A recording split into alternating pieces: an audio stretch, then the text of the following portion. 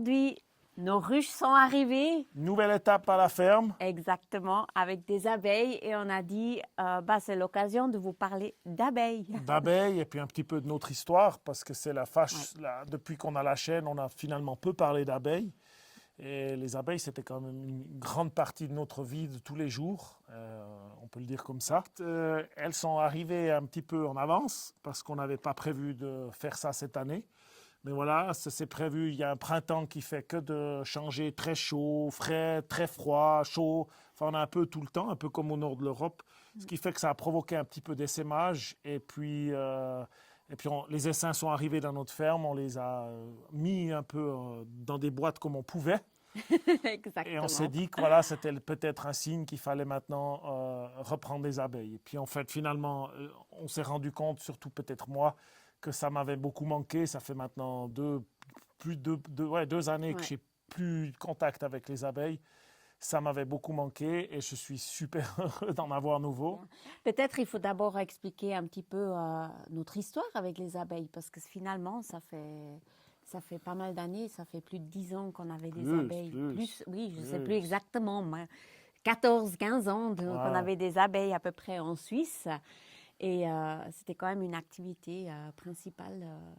Pour finir, qui est devenue une activité principale. Tout a commencé parce que moi, j'ai eu des problèmes de santé, des problèmes d'infection qui ne se guérissaient pas avec les antibiotiques. Ça durait des mois et des mois et des mois. Ouais. Et puis un jour, en passant devant une droguerie, je rentre chez ce droguiste et puis il me dit « mais essayez la propolis ». Cette teinture mère propolis. En prenant la teinture mère propolis, je me suis retrouvé après une semaine sur pied, complètement remis à neuf. C'était impressionnant. C'est quand même bizarre, mais qu'est-ce qui se passe? C'est quoi ce truc? Et c'est là que je me suis intéressé aux abeilles. Je me rappelle bien, c'était décembre, c'était c'était autour de Noël comme ça. Et puis là j'ai dit, là, c'est vraiment incroyable. À cette époque-là, on ne savait même pas comment c'était une ruche. Je ne savais même pas comment c'était dans une ruche. Comment fonctionnait une abeille. Non, mais rien du tout. Rien. On ne connaissait rien du tout. Et là, on a pris contact avec un apiculteur qui était du village, Joseph. Et puis, c'est comme ça que tout a commencé. Je l'ai bombardé de milliards de questions tous les jours. Et l'aventure a commencé comme ça. Ouais. On a fait un cours d'abeilles, on s'est lancé à 2 là-dedans. Et après, on a eu nos premières ruches, je crois que c'était 3 colonies. Deux pour commencer. Deux. Et puis après, on a fait la saison avec 2, on a fini avec 3, fini avec 2. Et puis l'année suivante, il y en a eu plus. Et il y en a eu jusqu'à 400 ou à peu près, etc. Ouais. Donc, c'était quand même après ton activité professionnelle principale où durant les dernières années, tu t'es vraiment beaucoup investi. C'était une activité de famille aussi parce que quand il fallait extraire le miel, etc., tout le monde met la main à la pâte, ça c'est sûr. Ouais, c'était un gros job. Et c'est un monde en tout cas très très passionnant et puis qu'on adore. On peut dire qu'on a fait beaucoup de recherches, été dans beaucoup de domaines par rapport à l'activité sur les abeilles. On a commencé comme tout le monde à faire le miel, à diviser, à créer des colonies, à s'intéresser à comment fonctionne l'abeille. On pourrait en parler des heures et des heures. Surtout avec toi. Ouais. Et puis après, je me suis intéressé à la gelée royale. Vous pensez bien, on parle de la propolis, mais tout d'un coup, il y a la gelée royale. Alors, je suis allé me former en France, chez des grands producteurs de gelée royale. Comment on fait? Après, j'ai fait ça en Suisse. Le pollen, je ne me suis jamais trop intéressé parce que le pollen, on en a eu fait, mais juste pour goûter, parce que je trouvais ça absolument pas bon. C'est très dommageable pour l'abeille. Et puis finalement, ça ne sert à rien de manger du pollen. La vérité, c'est qu'il faudrait manger le pollen que les abeilles font pour elles-mêmes. Donc ça, c'est une activité qu'on a peu poussée. Après, je me suis intéressé beaucoup aux reines, à la sélection. Et puis c'est là que dans la race pure Carnica, je me suis épanoui dans la sélection et puis dans le travail avec ces abeilles. Quand on est parti au Portugal, finalement, on ne voulait pas prendre tout de suite des abeilles parce que c'est vrai que c'est quand même assez chronophage, les abeilles. Ça prend du temps. On dit jamais on va vite aux abeilles. On va et on revient quand on a terminé. Voilà, exactement. C'est-à-dire jamais. À la nuit. Non, voilà, donc on avait d'autres priorités avant de prendre les abeilles. On ne savait pas du tout quand, comment on allait se lancer dans cette aventure. On savait qu'il y avait énormément d'abeilles dans la région. Oui. Aussi, on est tout proche de l'Espagne. Il y a beaucoup d'Espagnols qui viennent parce qu'il faut dire que la biodiversité ici, elle est énorme. Il y a des fleurs Partout. quasiment toute l'année, sauf au gros de l'été après l'eucalyptus. Il y a plus grand-chose. Ouais. Mais il y a une deuxième saison forte qui recommence en fin d'automne. Mais ça, c'est des choses qu'on doit découvrir. Hein. Les cycles de mêlée, on ne les connaît pas ici. C'est différent de la Suisse, donc on doit vraiment réapprendre aussi là, encore une fois, de gérer une abeille durant 24 mois. Bon, on va revenir juste peut-être à ton histoire. Quand on est donc arrivé ici, on n'avait pas l'intention tout de suite d'avoir des abeilles. Exact. Et puis on s'est dit, elles arriveront au bon moment où on ira les chercher quand ça sera le bon moment. Elles ont décidé pour nous. Elles sont arrivées sur cet arbre, sur cet olivier. Les premières là.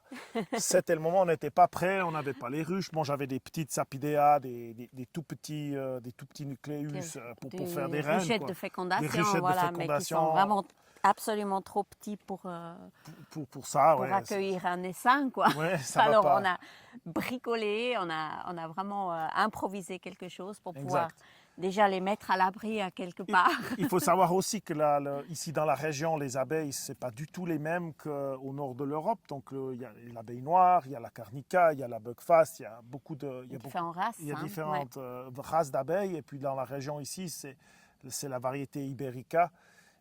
Elle est réputée très agressive, elle est réputée qu'elle bouge beaucoup. Elle bouge bien, ouais. Et il faut aussi s'imaginer que moi j'avais un petit peu de l'appréhension par rapport à cette abeille parce que là maintenant on pourrait encore aller avec un enfumoir, mais d'ici 2 semaines, déjà à la fin de cette semaine il fera déjà 29, même dans quelques jours. Dans quelques jours, c'est terminé. Vous ne pouvez plus imaginer aller avec de la fumée près des abeilles parce que vous pourriez mettre le feu partout. Ouais. Donc, en plus de ça, on ne peut pas aller avec la fumée. C'est une abeille qui bouge beaucoup, qui est agressive. Bref, je n'étais pas pressé d'avoir des abeilles. Disons qu'elles ont décidé pour nous. Peut-être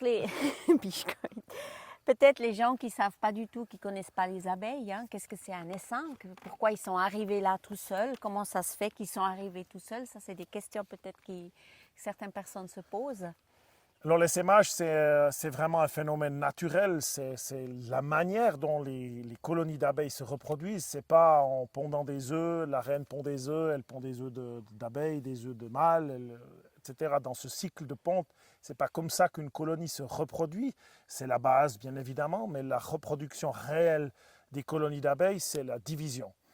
Et la division, c'est ce qu'on appelle l'essaimage. C'est-à-dire qu'une partie de la colonie va rester dans la ruche et la vieille reine, on va dire comme ça pour simplifier, la vieille reine va partir avec une partie des abeilles. Oui, tout en laissant des cellules royales, donc des nouvelles reines ou préparation. des œufs, des préparations. Voilà.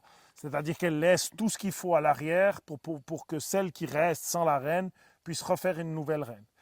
Et l'essaimage avec la vieille reine, ils sortent, ils s'accrochent généralement à un arbre. Là, c'était au bout du tronc. Des fois, c'est dans des branches, dans des sapins. Des fois, c'est très haut. On en a eu un sur les lattes à tuiles, juste à côté de nos ruches. Un qui est d'ailleurs maintenant dans les boîtes, il était dans les lattes à tuiles, sur 4 ou 5 lattes à tuiles. On s'est débrouillé pour les porter. Et puis Celui-là était facile. Celui-là était facile, ouais. On a pu déplacer l'arbre. Ici, là aussi, il était facile, j'ai récemment mis dans la boîte. Enfin, l'essaim, c'est le cycle naturel de reproduction des abeilles. Et cet essaim, c'est quelque chose, c'est un phénomène extraordinaire parce que c'est toute une préparation à l'intérieur de la ruche. Ensuite, les abeilles sortent, les abeilles vont décider démocratiquement où c'est qu'elles vont se rendre. C'est un processus qui se passe sur quelques heures, quelques jours, ça dépend un peu du temps. Et puis, c'est quelque chose qu'elles apprécient fortement. Ah, moi, j'adore.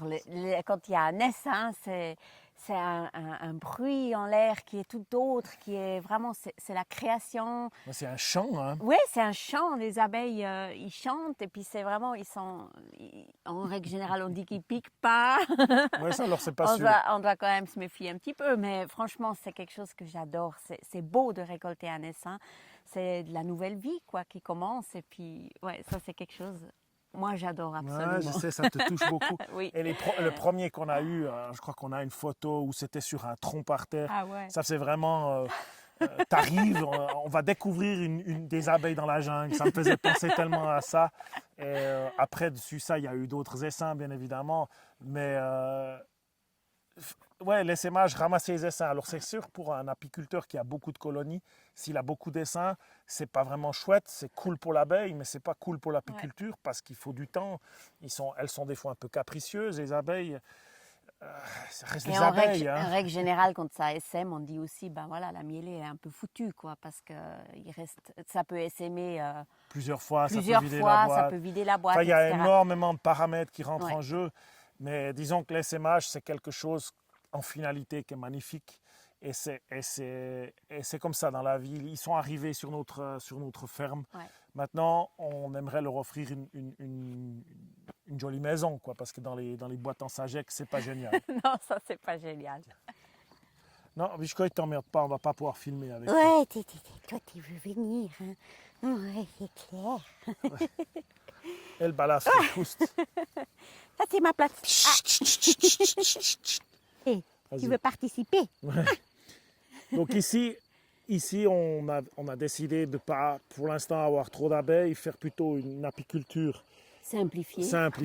Je voulais changer de système, je voulais passer à un système beaucoup plus approprié pour les abeilles. Ça s'appelle les varées, dans mon sens, qui sont plus naturels pour le cycle des abeilles, qui représentent plus une vie à l'intérieur d'un tronc.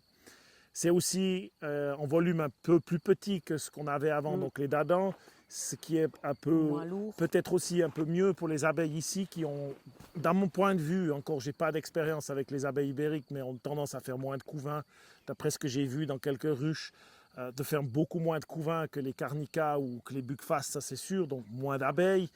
Enfin voilà, on veut faire une apiculture une apiculture déjà d'exploration pour connaître l'environnement, comment elles vont travailler ici, comment elles vont fonctionner. Et puis une apiculture qui ne va pas aussi nous prendre extrêmement de temps parce qu'on peut pas on n'arrivera pas avec la ferme à gérer un nombre énorme de colonies. Donc on veut faire quelque chose de plus respectueux, à mon avis, de leur cycle naturel. Mais toutefois, on aimerait quand même manger le miel, on en mange, on en achète à un apiculteur, oui, donc ça fait partie de l'autonomie, le miel. Moi, je ne vois pas pourquoi on ne peut pas non plus partager un peu avec le travail des abeilles. On leur offre une maison, on va essayer de trouver un arrangement avec elles pour qu'on ait quelque chose et qu'elles aient suffisamment pour elles. Donc l'idée, c'est ça. On va se concentrer sur ces 3 ruches. Maintenant, on en a 2, on va essayer d'en faire une 3e pour la fin de l'année. Ouais. Et puis, c'est un petit peu le but de cette apiculture ici au Portugal. Les ruches sont juste installées là-bas derrière et puis on va aller les voir. On va s'équiper pour vous montrer comment elles vont. On n'en sait rien. Parce qu'on ne va pas non équiper. Non, on n'en va pas non équiper et puis on va aller les voir. On va aller les voir.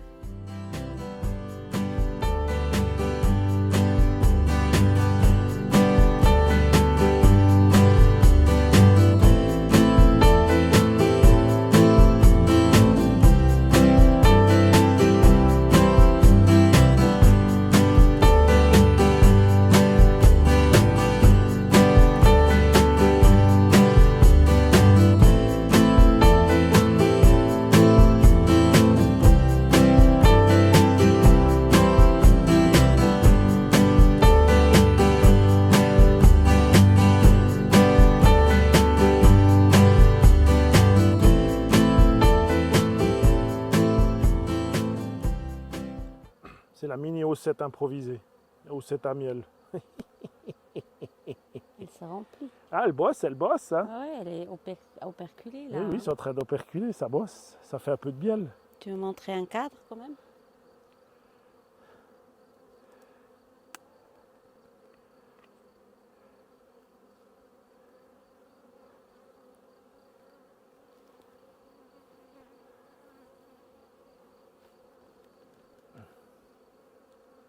Pas. Ah ouais, ça bosse ça. Magnifique. Il y a du miel là. Ils sont en train d'operculer. Ça c'était celui qui était déjà, elles avaient fait un peu avant. Ça c'est Ça c'est la nouvelle mielée. Ça bosse, ça bosse. Joli. Ça bosse. Très joli. Elle trouve là déjà leur entrée? Ah ouais. Pas tellement que ça, hein. Voilà le support pour les nouvelles ruches. Hein. Disons qu'il est improvisé, mais il va ressembler à ça. Et on les a pas déplacées de beaucoup. Hein. Celle-là 20 cm, Ouais. celle-là un tout petit peu plus. Elles auront déjà besoin un peu de temps pour se retrouver. On va le remodifier, mais elles seront ici, les abeilles. Elles vont rester là dans la forêt. Et puis,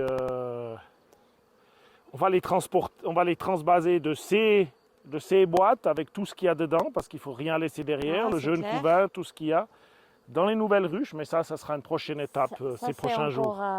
Ouais, ça c'est encore un sacré défi, hein, parce qu'on n'est encore pas trop sûr comment on va le faire. Mais c'est bien lourd, hein, c'est plein d'abeilles, c'est plein de miel. Elles ont bossé ces jours. Celle-ci, elle est lourde, hein, elle a déjà du miel en haut. Elles ont besoin d'une nouvelle maison maintenant. Ah ouais, parce que là, il y a la grille à reine, là, il y a déjà toute la colonie qui est installée, et puis là, elles ont déjà fait du miel. Ouais. Il faut que je les déplace, il faut qu'on les installe, quoi. Ça, c'est la prochaine étape. C'est le prochain job ces jours. On va faire ça Donc, avec beaucoup de patience. Ouais, beaucoup de patience. Oui. Ça, c'est sûr. Mais comme ça, ils peuvent déjà s'habituer à leur nouvel emplacement, à l'entrée, retrouver l'entrée, etc. Donc, parce qu'il faut peu, hein, déplacer de peu pour que les abeilles... 5 à 10 cm, elles sont déjà un petit peu perdues. Hein. Oui. Elles sont très chronométrées par rapport... comment on dit? Très précises. Focus. Très précises par rapport à l'orientation. Exact. Voilà la petite ruche. Elles vont aller dans ce corps-là, dans un seul corps pour l'instant, bien évidemment. On a juste modifié enfin pas modifié, mais on est parti sur l'idée de quand même avoir des cadres. On a bricolé des petites faces à ces cadres, des amorces pour qu'elles partent droites. Le but, bien sûr, c'est qu'elles s'installent dans cette boîte. Donc on va attraper la reine, la forcer à rester dedans, dessous là. Je vais la laisser, je vais empêcher qu'elle puisse remonter avec la grille à reine, mais les abeilles, elles, pourront bien évidemment s'occuper de leur reine. Et puis les corps qui contiennent actuellement tout le couvain, enfin leur miel, leur pollen, tout, on va simplement poser un corps vide dessus et on peut mettre 2 de ces boîtes dans le corps et ces boîtes, on va les ouvrir dessous. Comme ça, tout ce petit monde aura directement contact avec la reine dessous. Les abeilles vont s'occuper de leur reine, vont commencer à construire dessous, vont finir de s'occuper de la naissance de tout le couvain qui est à l'intérieur de ces boîtes. Et entre-temps, la reine va commencer à pondre dessous sur les nouveaux rayons qu'elles vont construire.